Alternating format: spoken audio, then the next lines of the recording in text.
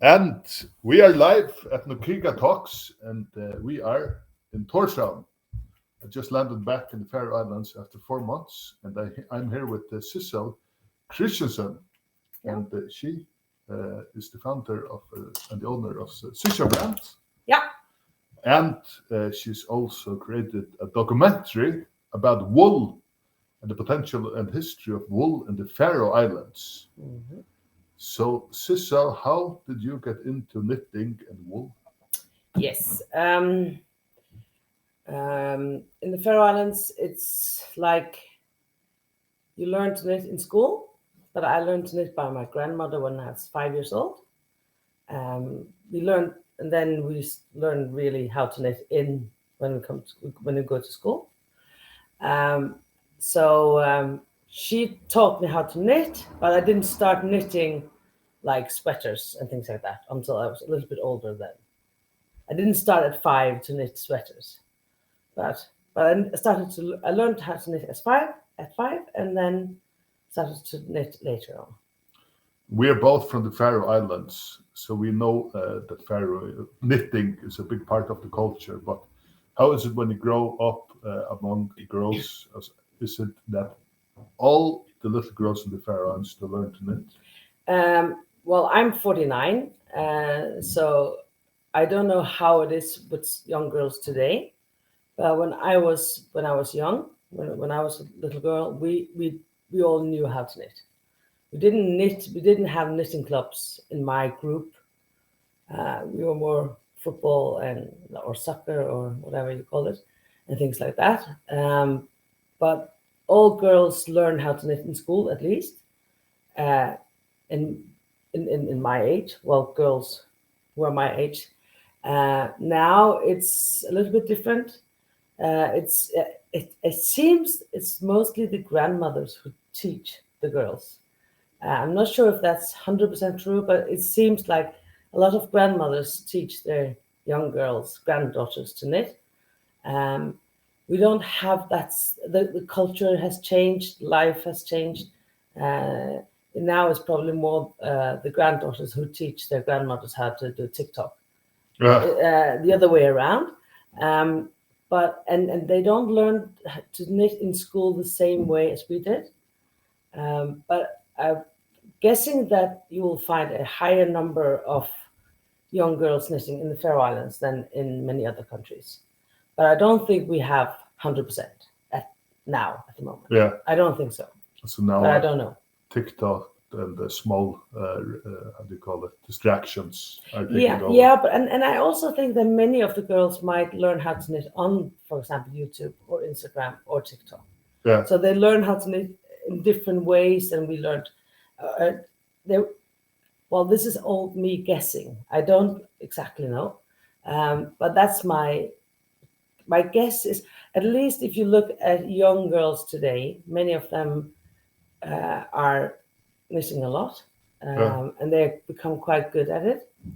But they knit, and this is worldwide, and they are mostly taught via social media, or started to get interest in knitting and patterns and what they can create themselves, so they can make things themselves. This it seems they are taught, or the interest is awoken on social media, and they are taught via tutorials, different tutorials.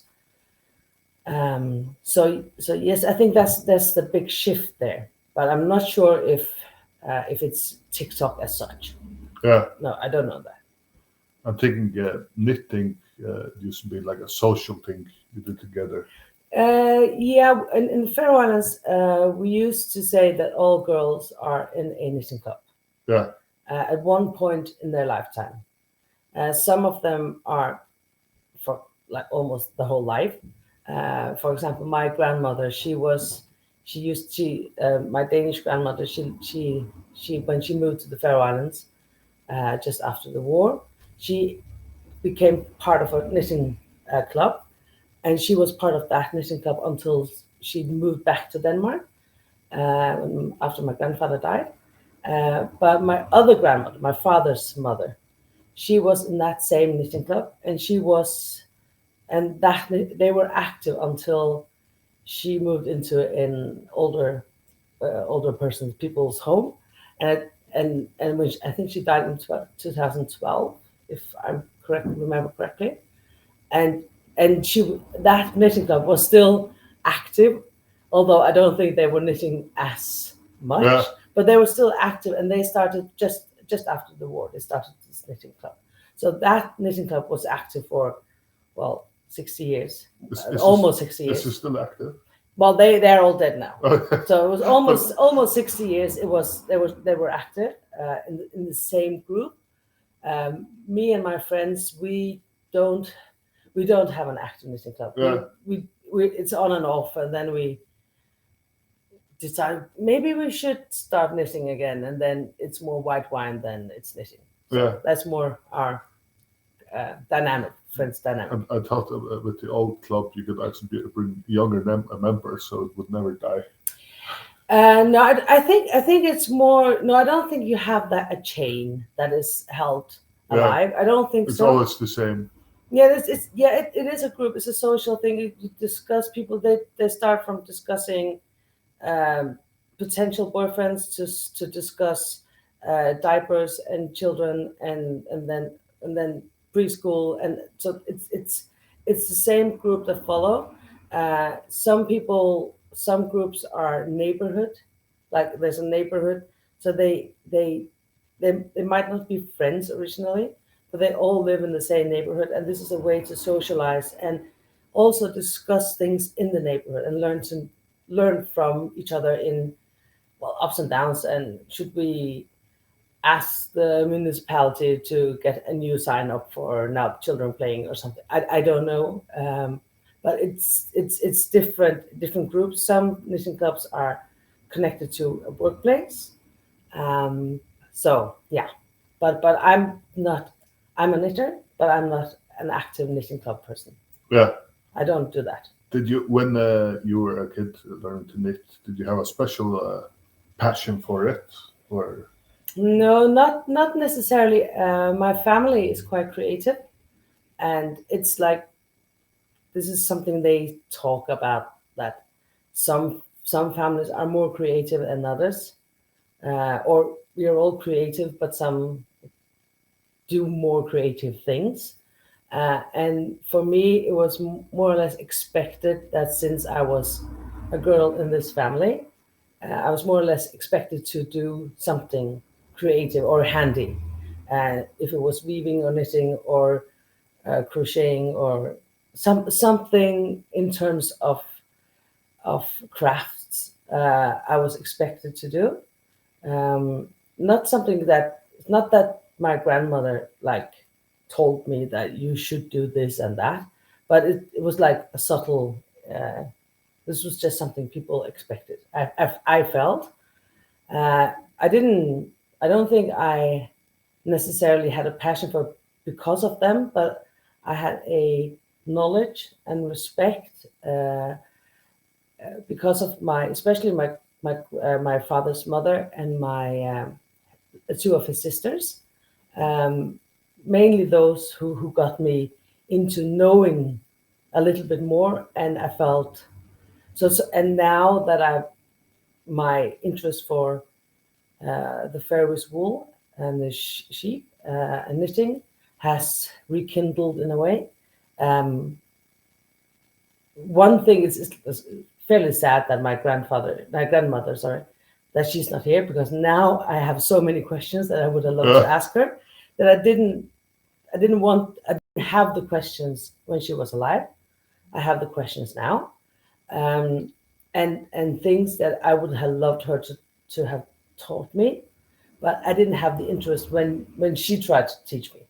Yeah. So, but that's the story of life, I guess. Yeah. So, but yeah. So I didn't have that interest. My interest in knitting, I feel that I have always knitted, but I don't feel it's part of my identity when I was younger. I didn't feel it was part of my persona. I think it's quite recent that it's become part of my persona. I don't really know when the shift was, but in a way, it feels like it was when I started high school, actually, Yeah. or what we would say after. No, I did also knit before that, but it feels it's later on in life that I started to become a knitter Yeah. in that sense. So And but the Faroese, as you said, the old people, they had a lot of knowledge. yeah, well, they were younger when they had the knowledge. Yeah. Now they're just older than I am. Do you think a lot of it has died, or have we been good at preserving it? No, I think a lot of it's died, quite a lot. We were in Paris in February, and we were having this exhibition where we were presenting the film the documentary that we made, and it was the four of the companies part of the documentary. There's like 5 brands featured in the documentary, and 4 of them were in Paris to present the whole concept and also present their brands and their brand and products. And one of and the Danish it was the Danish embassy, and the Danish, they really wanted to have a knitting club, but none of us really were part of a knitting club. So none of us really felt like that was the most natural thing for us to do. Yeah. Because it wasn't like, it's not what we do. So we didn't really feel how would it work. Would it be too stiff to sit there and pretend now we're sipping tea and knitting and having cake? It felt a little bit staged, which of course it would have been. So we decided to knit in a round. So we're sitting, the 2 of us who have the shop, Johanna, who has the brand Steinum, and I. So the 2 of us were knitting on, I think it's 11 needles. Yeah, I think it's 11 needles. Yeah, probably. And we knit so that we have, so I'm knitting on this side and she's sitting opposite me and knitting. And then we knit the same sweater or body in a round. This is an old way of knitting in the Faroe Islands before they started to have these connected needles that we have now. So this is a very old way to learn how to knit. They taught children to knit in this way, or they taught them probably to knit with 2 needles, but taught them to have the correct tension, to have the right speed, and because if I'm knitting, if we're 2 who knit the same sweater, and one of us has a odor. Well, if the tension is different, is fairly different, then you can see it on the finish item. So this was the way they made sure that the children learned to do the correct tension. Yeah. So actually, today you can find there's quite a bigger difference between the tension when people knit in the Faroe Islands or around the world. So you'll always look at, if you get a knitting pattern, you'll always look at the tension. Because if you some people might need needles 8 millimeters and others would need needles 6 millimeters to get the same result. Yeah. But as you couldn't do that back then. So actually they have been more professional in their knitting in a way. It has been easier to get the same result with the same knitting needles from different people back then than it is today. So we had to learn to do this knitting in a round, yeah. Johanna and I, and it was quite fun. It's quite difficult as well, but we didn't know this. But luckily, Johanna's mother taught us to do it. She's not that old that she's going to pass off soon, but she's still in the older generation, yeah. And I'm afraid that if we don't ask these people now, then these techniques and these knowledge will just disappear. And now we do it only as a showpiece. Yeah. This is not something I wouldn't do. I wouldn't knit a sweater in around together with someone today. But I think it's quite. I think we should make sure that people know these where we came from. I think it's always good to know where you came from, Yeah. even though you don't have to live in where you came from. Yeah. You know the roots of the design and the Yeah. roots of the knitting. Yes. So that's one of the. Another one is coloring with natural. My grandmother, she colored a lot with moss and heather and other things that I don't remember now. And I would have loved to know how she did that. I would have loved to know how to actually find. If you go down to the third drawer there, Yeah. yeah. This is a piece of Faroese fur. So you have. I would have loved to know how to make this into this, for example. Yeah. Because I can do this from this one to this one. Yeah. But I cannot do from this one to this one. And that is all done today with machine. It is mostly done with machine. A lot of people do know how to do this, so I should probably just set time off to learn this. Yeah. But I'm not sure if I have the patience to do that. I asked someone.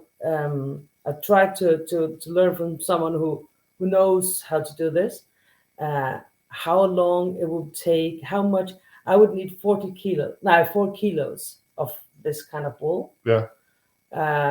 If I wanted to get a sweater made with the finest, the inner wool is quite soft, and whereas this you can see that this is coarse. Yeah. Whereas this one is quite soft and it's almost like cashmere.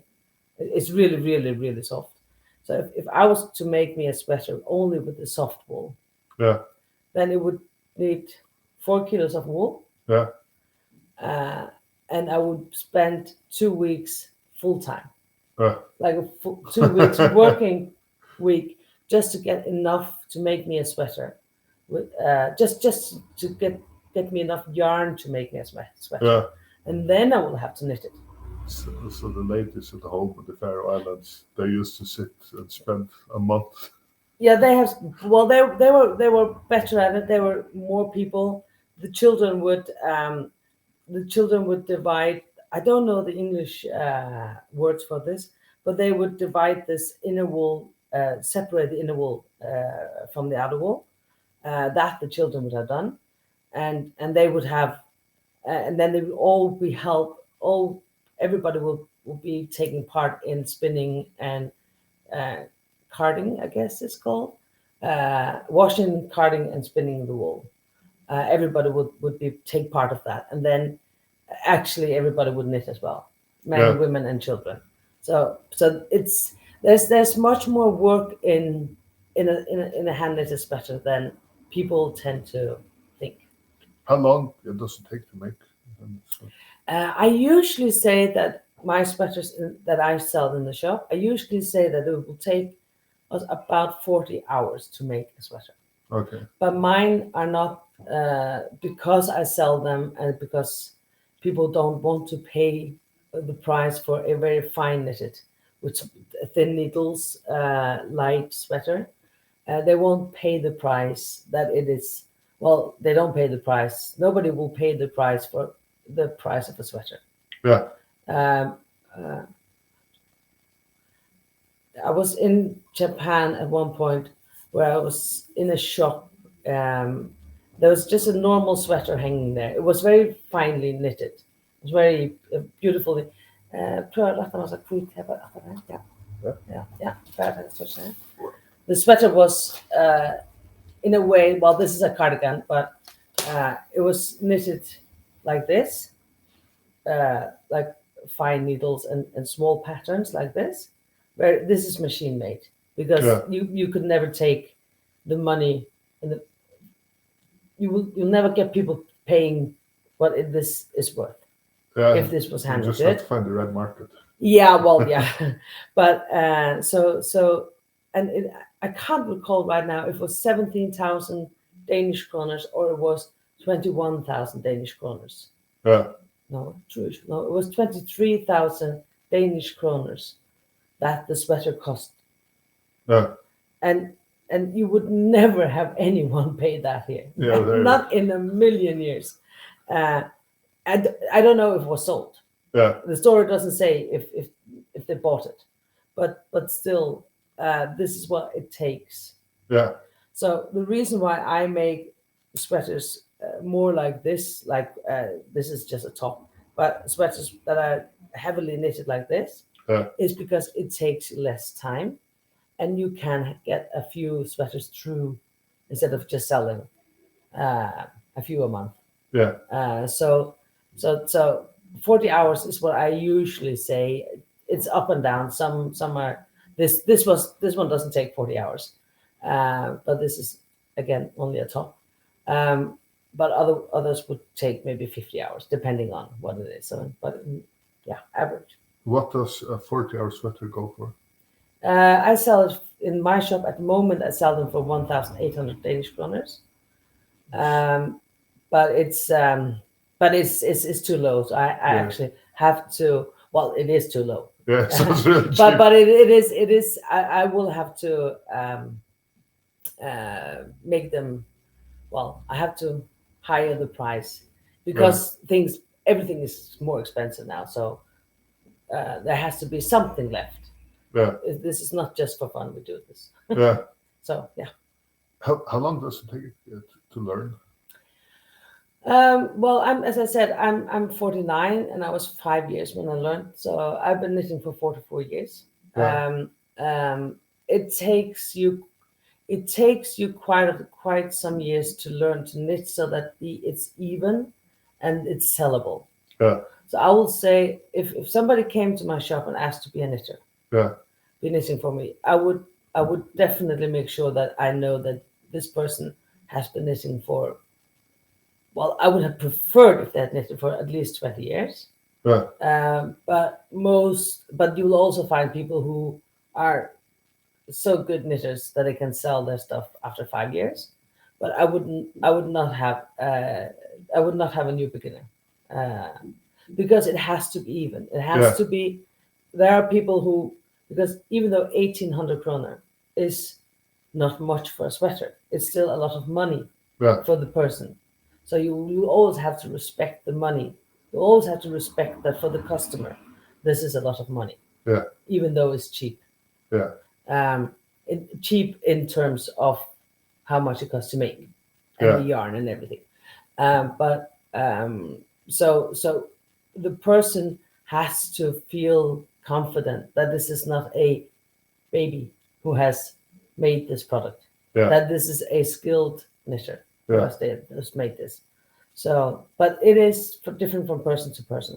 But I don't think that my knitting was worth selling until I had been knitting for at least 10 years.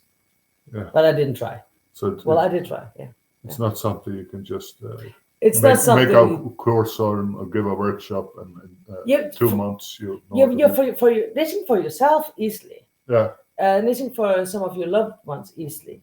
yeah, But knitting for a shop to sell, you have to be more trained. okay, So you can easily learn to knit, and if you are, you don't have to be a perfectionist, but if you are someone who knows to make sure that this, like, you double check things, you Yeah. don't just rush through it, then you can easily knit a beautiful sweater for yourself with only like a second run. yeah, But there's a very big difference between making for yourself and your loved ones and for a shop.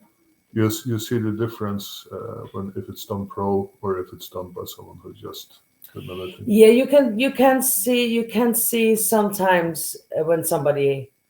I can see when it's if somebody's not a good knitter. But you can also have been knitting for all your life, and you still have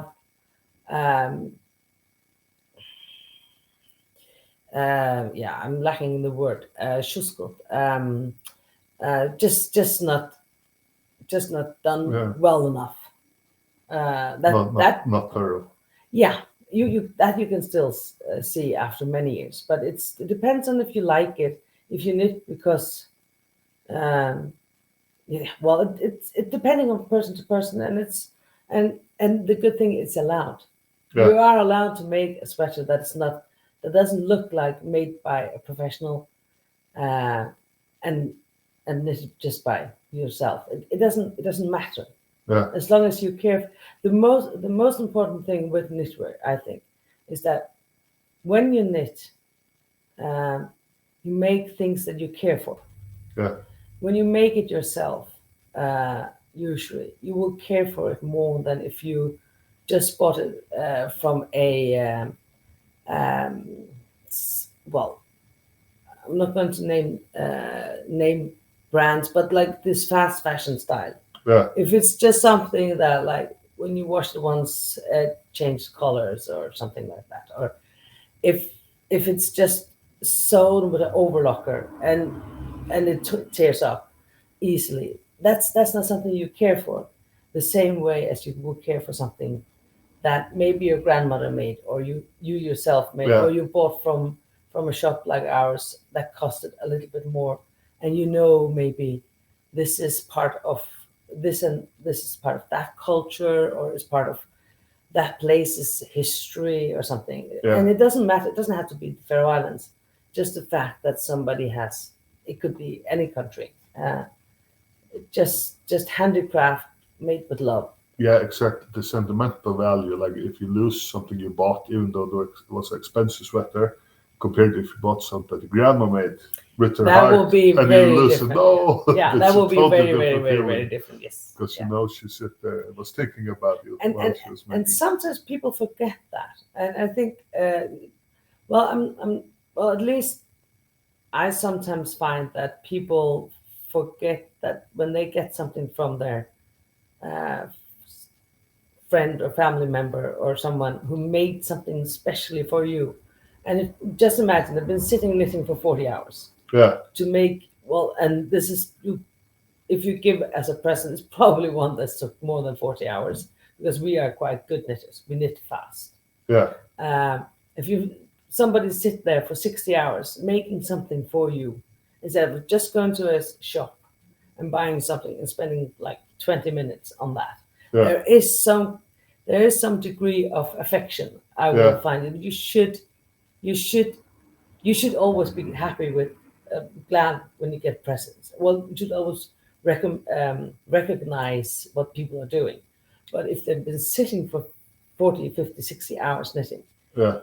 then you shouldn't just say, oh, well, I don't like it, it's not my style, or something. And then you should at least make sure that somebody else who will love it will Yeah. gets it afterwards. Time invested. Yes, with it's a lot very of love. much time. And time is the biggest, is more expensive, most expensive thing we have.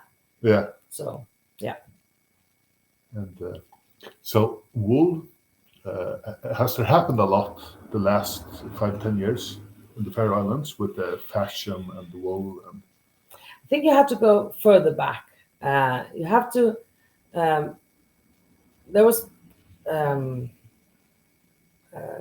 when I went to high school and we knitted. It wasn't wool. It was mostly cotton. We knitted, yeah.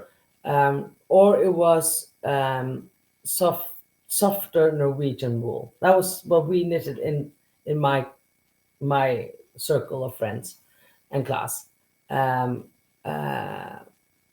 Then came Gurun and Gurun, Siri, Snaltan started to do. There were three, and there was somebody else as well. Pau was one as well. They were all more or less in the same time period when they tried to reinvent knitting. Gurun went with very beautifully patterned sweaters that were based on Faroese knitting traditions. They did also some furs with Faroese sheep skin, and they were doing that direction. And then there were, for example, City, which was also quite a big company. They did more. They were not so much hand knitting, or they did hand knitting, but they didn't. That was not their breakthrough, as I recall. It was more machine knitted, but they used the Faroese wool, and they and they and they designed a sweater or sweaters and jackets that were different from what we are used to see. And then there were other companies, and then so we had before that we had Snaldan and Töting and somebody else who had patterned sweaters, but they weren't. They were more. They were very traditional, and they were more or less the same as we had had for many years. And then these new brands came with a new hope and belief and vision for knitting and the wool, and of those, Gurun and Gurun has become the flagship. Mm. They have made knitting popular again, and they have made knitting, or they have made knitwear popular again, and they've made it okay to go in and buy knitwear for more than, because I hear people coming into the shop here, and then they take a sweater and then they look at the price, and then they say, this price, the yarn only costs, and then they say like a quarter of that, and then they think that we should have a store, pay like heating and staff and have been making it and not getting a revenue of it. So we still have that, but people were starting to pay for a product that was designed by someone who had a vision, who had a really strong design eye, a really good designer, and that changed. And this is about the start of this millennium. This 2000. It was beginning of this, and then and then COVID came and made everybody, well, not everybody, but a lot of people start to knit around the world. Yeah. So that also made knitting. People got their eyes open for knitting worldwide, much more than it has been. And a lot of people come in here looking for. I see a difference from before COVID and after. How people come in, and the way there are more knitters in the shop now. There are more people who come in and say, "Yeah, I actually like to knit it. I just recently learned how to knit." So we have that, and then we actually. It is not just. There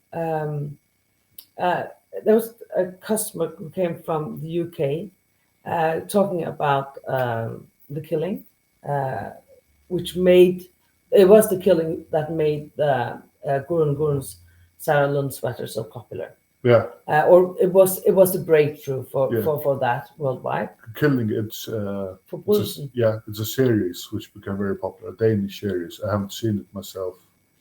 But there was it was very popular, and it had different seasons, and she had 3 different Gurun sweaters on through that these 3 different series, and now the killing started viewing in the UK, and now the Faroese Trom has been viewing in the UK, and also there you have knitwear in it, but it's not just these two.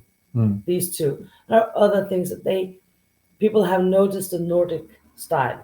Yeah. The Nordics in general, Nordic countries in general, are becoming more and more interesting and popular, and with that, the Nordic sense of style or design voice has become more popular, and in that, knitting is part of it. The Icelandic have been knitting super popular sweaters for, I wouldn't say a million of years, but of course not that, but for many years.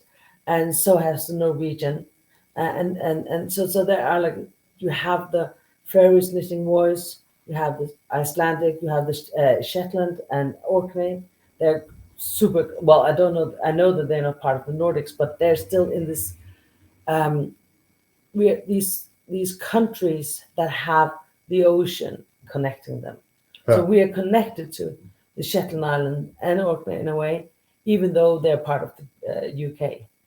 But we are connected via we are ocean people. Yeah. So wool will always be a good companion because it's very good in terms of the weather, Yeah. because it's so perfect for the outdoors. Yeah. So, and if you go, and one of the reasons why we have also exported so much knitwear is because people who have been on fishing, they have worn our sweaters and Norwegian and Swedish sweaters as well, and Orkney sweaters. So it's all these things connected has made knitting more popular. So it's many different things, but the Nordic is one of them. And in the Faroe Islands, um, I don't think that COVID as such did anything good for our knitting culture because we did knit in the first place. But of course, the more other countries start to knit and start to post on Instagram and other social medias, their knitting, then more and more people will start to do that. But I think there are a lot of people in the Faroe Islands who like to knit and who knit for grandchildren or their friends' children or something, but they still buy knitwear also, and then there are those who copy. So that's like Yeah. the three things there. I'm thinking as with COVID, and now you said it has gotten more popular, but so there are a lot of amateur knitters around now learning, trying Yeah. their ways. Yeah. Where are they learning? Is it from TikTok? Is it from YouTube? Are there courses? I guess well, I don't really know. I guess it's not TikTok because they seem older. Yeah. Maybe because I don't have TikTok, so I imagine nobody my age. I do know they do, Yeah. but this like that's my simple mind. But I think there's a lot of tutorials, and there's a lot of especially because people were sitting at home. Yeah. So even though they are still amateurs because they only it's like COVID is well it's just 2.5 years. Yeah. But if you're sitting at home and you're feeling fairly depressed, Yeah. and you only have like Netflix or television or podcasts and radio to um, entertain you more or less, and then knitting is a good thing, and then you can actually knit a lot. You can actually in 2 years, if you sit at home knit, you can actually knit 7 years worth of experience. Yeah. Because if you have a full-time job Yeah. and you spend a lot of transporting you back and forth and to the supermarket and go shopping and all these things that your normal daily life will consume of your hours, then you don't have that many hours to knit. So you might maybe knit 2 hours a day in the evening, Yeah. for example. That would be like a normal thing for me. It would be 2 hours. If I don't have a lot of knitting to do, then I would knit 2 hours a day. Yeah. But if I were to sit at home and not get out, Yeah. even though I do have, if I had normal work, and my work is knitting, so, but even though I had normal work, then I would still have 6 hours to knit, maybe, Yeah. or maybe even 8. Yeah. And if you're excited about this, and this is something that makes you up, this is your positive thing, then you will knit as much as you can. And then there's a lot of online knitting communities. So it was very, very popular. And the more people, and then there's always somebody who sees a possibility, and then they start to sell patterns and tutorials, and they have these different knitting online courses. So it becomes something that it exploded. Yeah. And but also some of these people, they still buy knitwear, Yeah. even though they knit themselves. They still buy because now they see, oh, that one is interesting, that sweater. They didn't see it before because they didn't have interest in that before, maybe. Yeah. So it's that is like a spiral, and that it's not my theory, but this is like we hear a lot about this. So it's different. Well, different jigsaw puzzles. Are there any Faroese online courses, or is I there don't think anything? so. I don't think It so. should be. Yeah, I think the Faroese are fairly snobbish in a way for that. Or it's like, I'm not going to learn from her. They Yeah. would rather learn from somebody abroad than Yeah. from another Faroese. This is a little bit. No, I'm thinking about Oh, people if we people are. abroad, because the Faroes, we like the story, like the documentary, it would sell so well that like here we have such a strong knitting tradition, and I think people would be really interested in learning. It could be, but you still will have to go out of your comfort zone and speak a different language. Yeah. And you will. There's a lot of words that probably don't do that well in English, Yeah. because we have them. We have first, most of us translate from Faroese to Danish to English, Yeah. so things can get lost in translation there. Yeah. But I don't know. I don't know. There's probably a potential. It should not. It don't have to be live. They can just be planned. So if you don't find the words, you can look them up before. Yeah. So you Yeah. make like 15 minutes videos where you explain this. And Yeah. then you have this different teachers who have different styles. I think it would be really popular. For example, you mentioned the documentary. I did that in English. It was quite difficult to get people to be themselves Yeah. because we had to speak English. And it's when you have like, well, at that point we had a cameraman, and two directors, and me, and so it was a lot of people in the room. But many of us became a little bit intimidated by that. But again, we haven't promoted it as such, not heavily. We just bits and pieces here and there. But still, it's only 10,000 people who have seen it so far.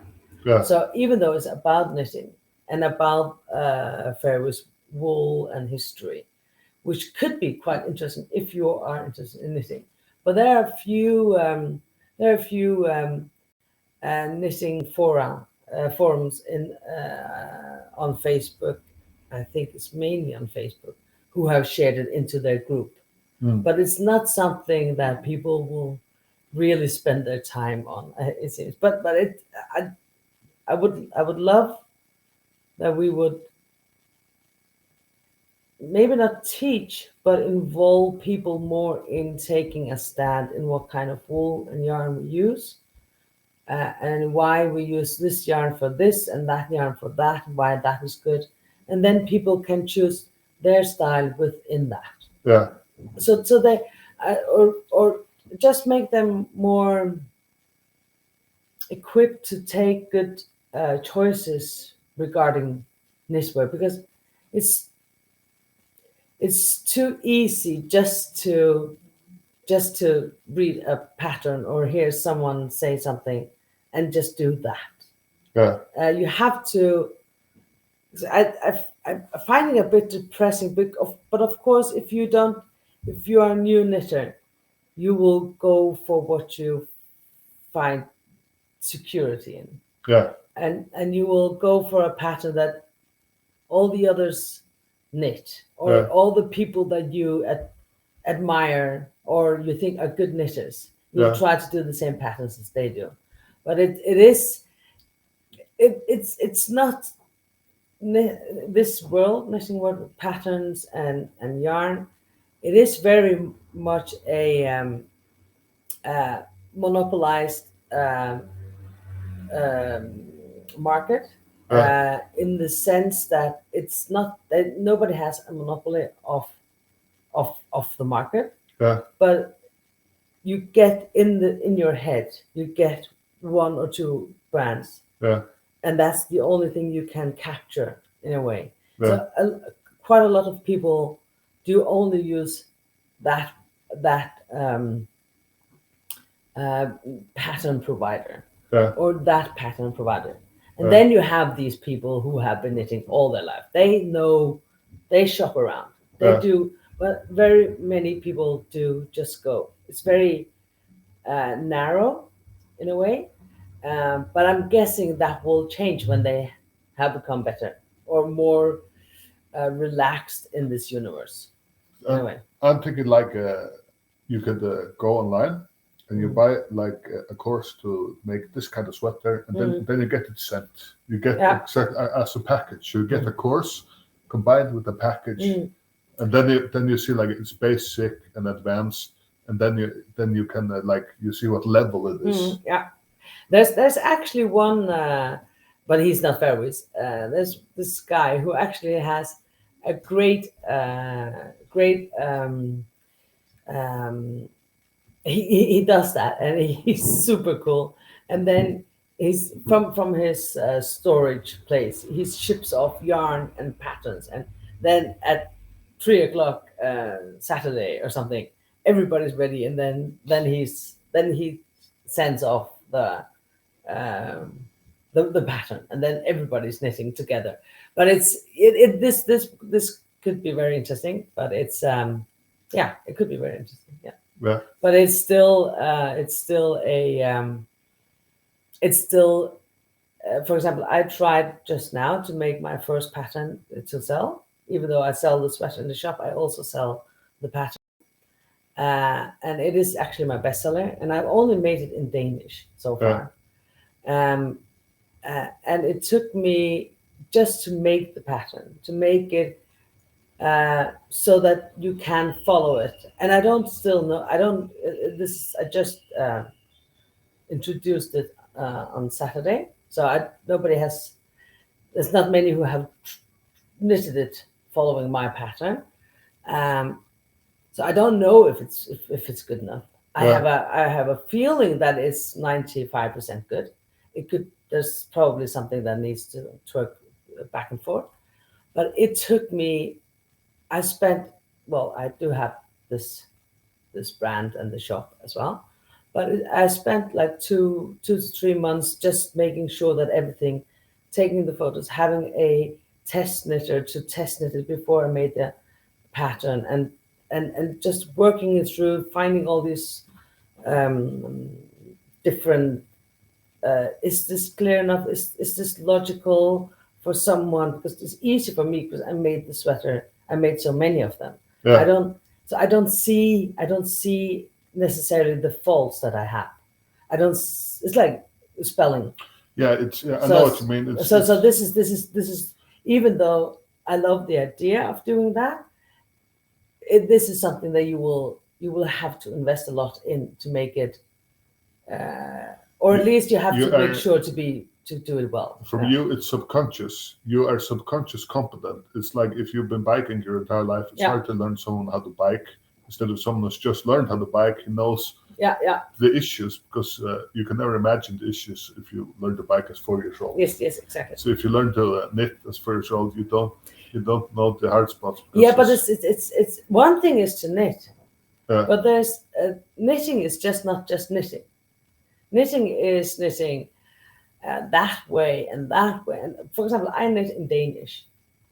Other people knit. I don't know. It's continental knitting, and then I'm not sure the other one. The Faroese knit like the British, I think. I knit as a Danish, and I think I knit as the Russian as well. I think the Russians knit the same way, and the Americans, I think, knit. Well, there's this different. This is just knitting, and then you have purling is the same. Like, but then you have all these different. You have Italian close off. You have this and this.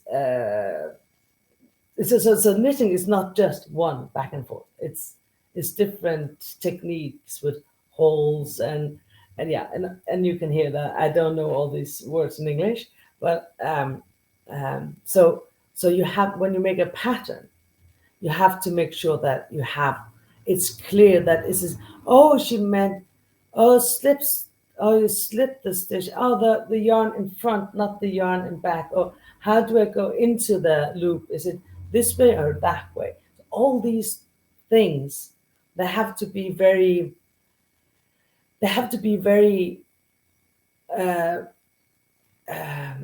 yeah, it have to be explained so that the viewer or the reader will feel confident in it.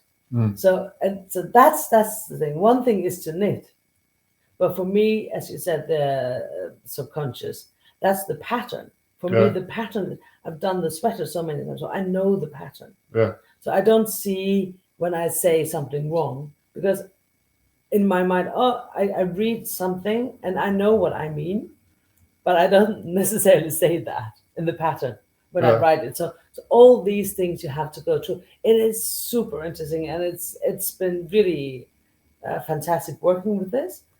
But I just found out it's not just something you do like that. It is much more, and I have to sell. I think, I have to sell at least 100 patterns before I start to get something in. And the thing is, like when you sell online, it's not the shop, you can, if you hit something, right pattern, and you set up the right marketing, all of a sudden you can sell like 10,000. Yeah, it's true. Yeah. So it's just about marketing the right way. And I think for the Faroe Islands, it's so unique here. We can run on like it's the sheep islands and the wool. Use your documentary, and I think you could sell it really. Yeah. Well, it is possible. It is possible. Yeah, if you dive into it, when you have to mean it 100%. Yeah, you cannot do this thing half. Yeah. So that's, but yeah, it is interesting. So through your documentary, really well done. Thank you. Really professional and very interesting. Yeah.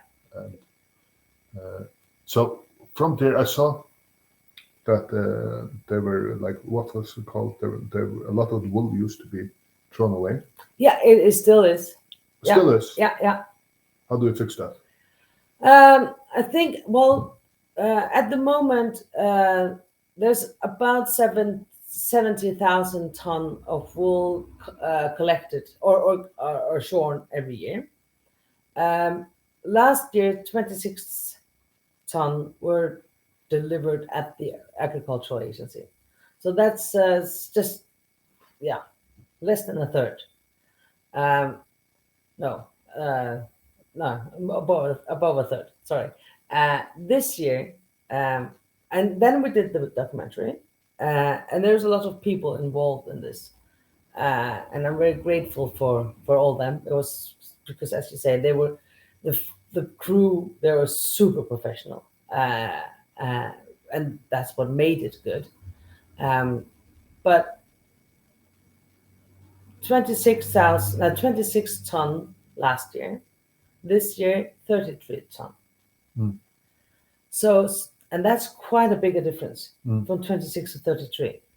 And actually, this year it was more difficult to get wool in because they were shearing the sheep so late.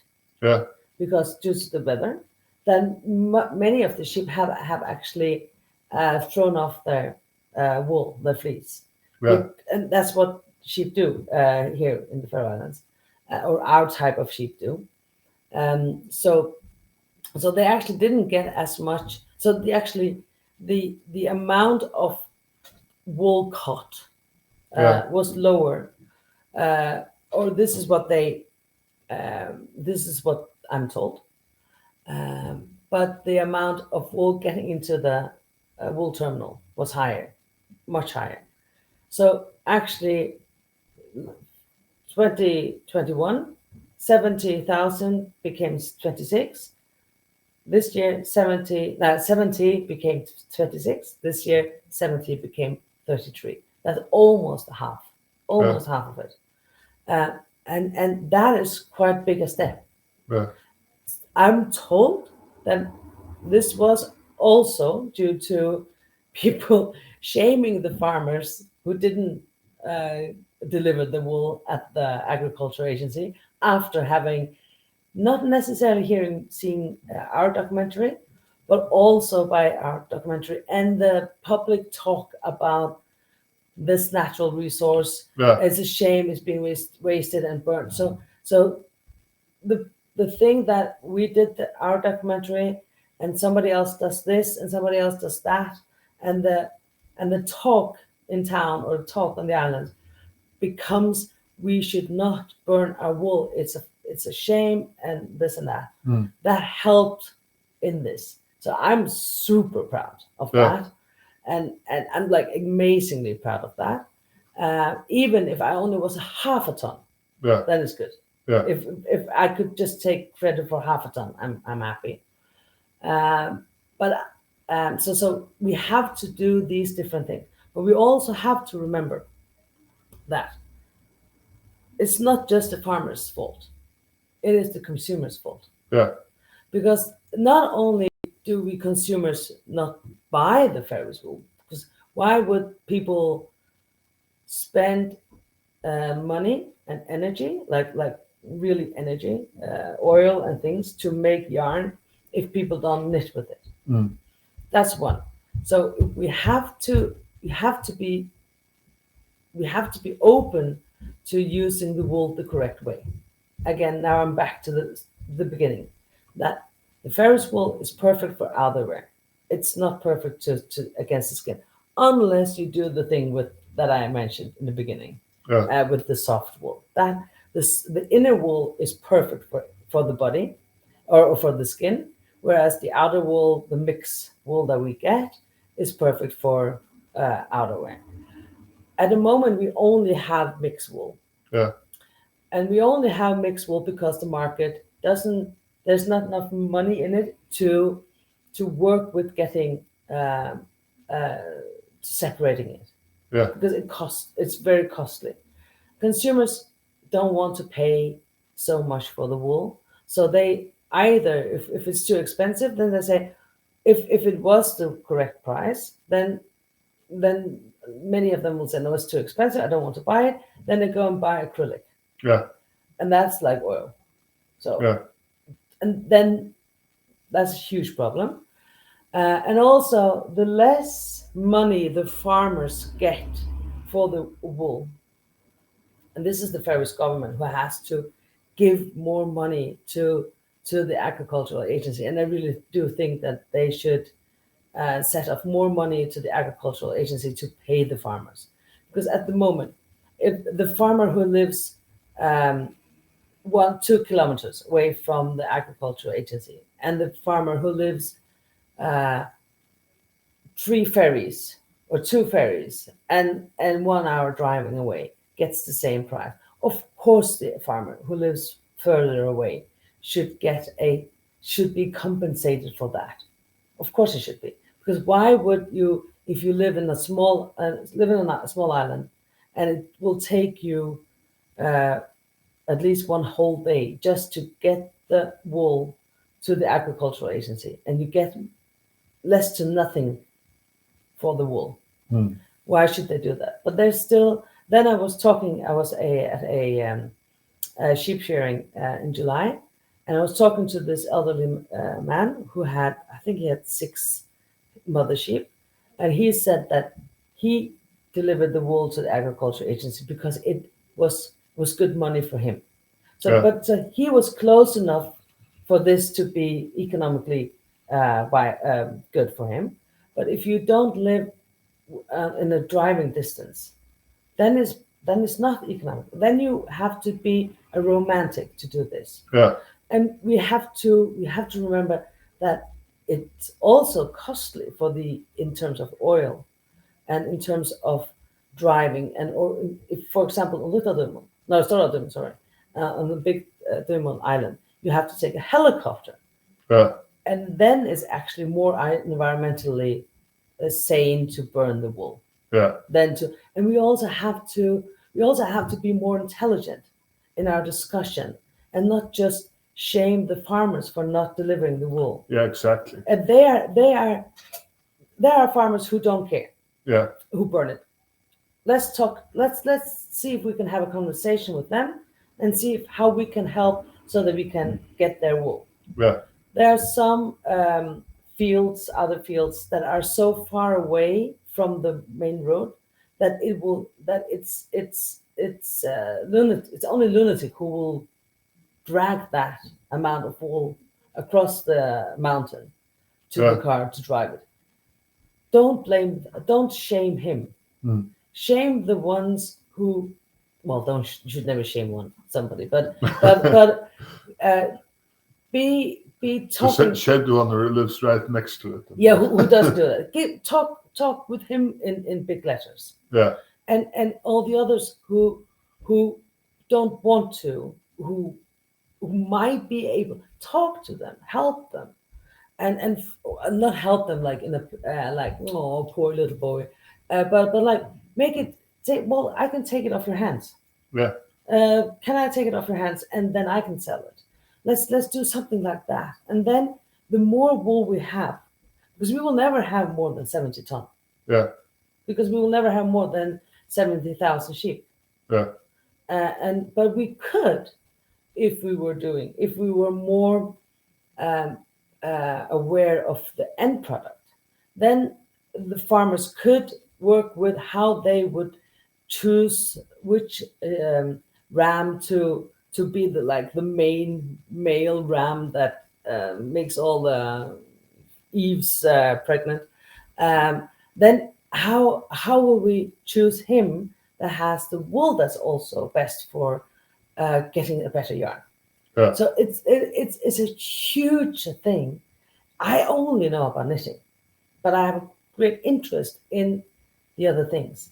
But I know so little because I don't have that knowledge. I haven't learned that, but I'm learning more and more and more, and there's so many different people, both here in the Faroe Islands and other places, that have an interest in it. Let's take King Charles.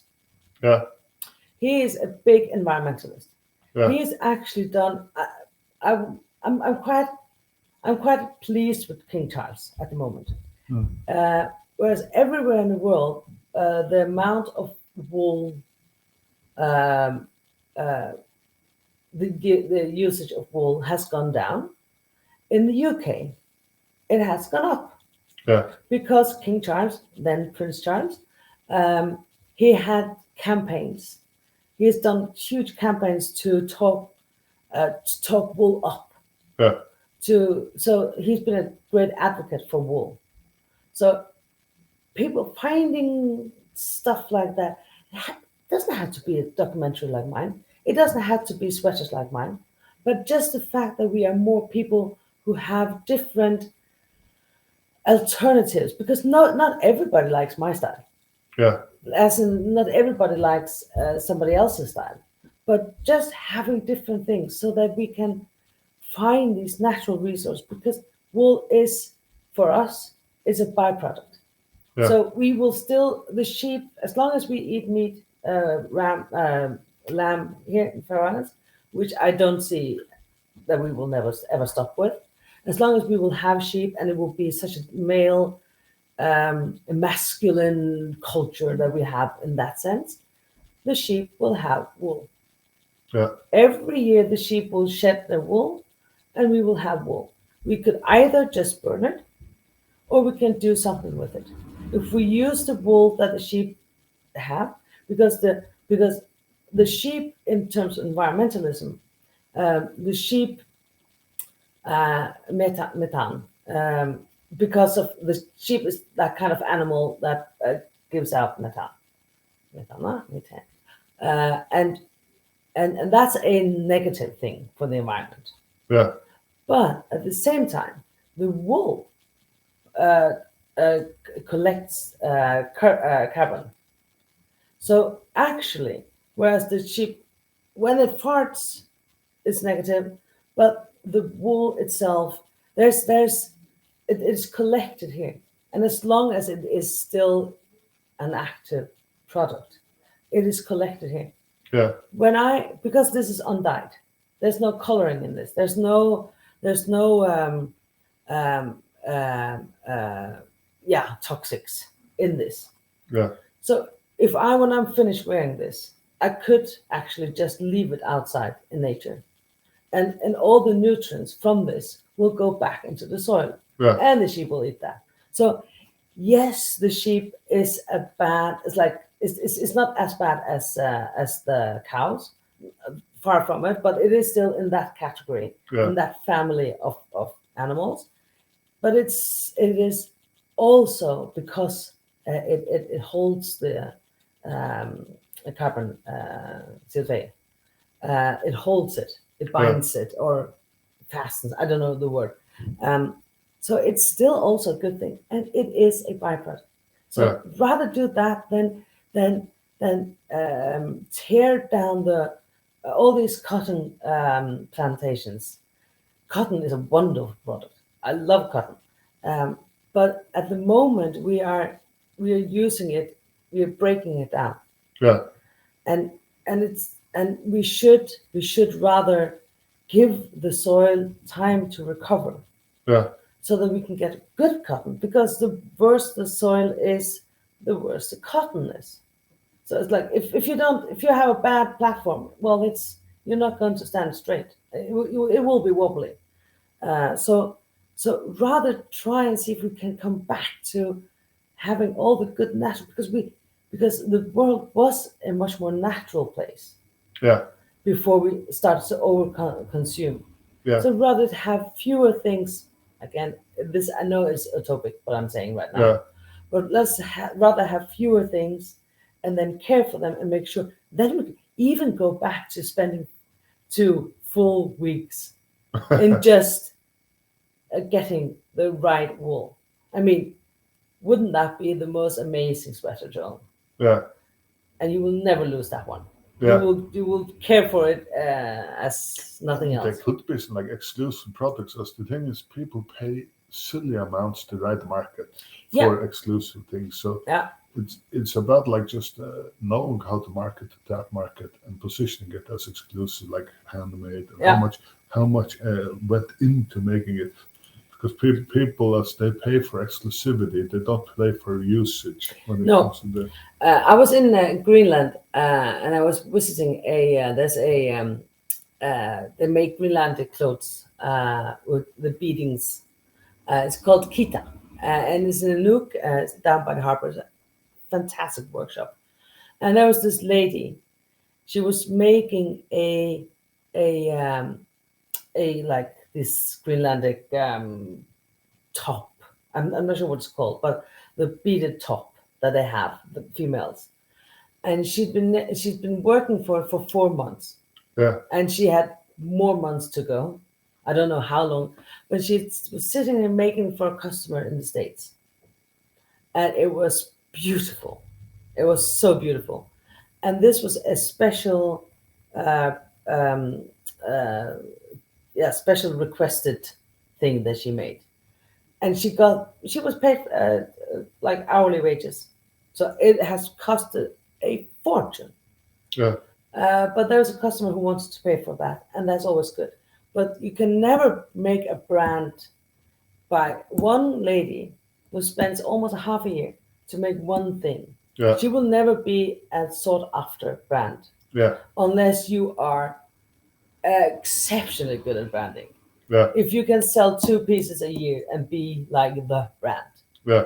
that is going to be very difficult. If you have to have a brand to be able to tell the story correctly, then you will have to have more than one. Then you will have to have many people doing this. Yeah. And I'm not sure if that if basing a brand, it's easy to find one customer who wants to Yeah. pay for that, or maybe not easy, but it's possible to find one or two customers who are willing to have me knit fine needles, making something really, really um, uh, old Faroese, a trend, but reinvented into contemporary style out of this.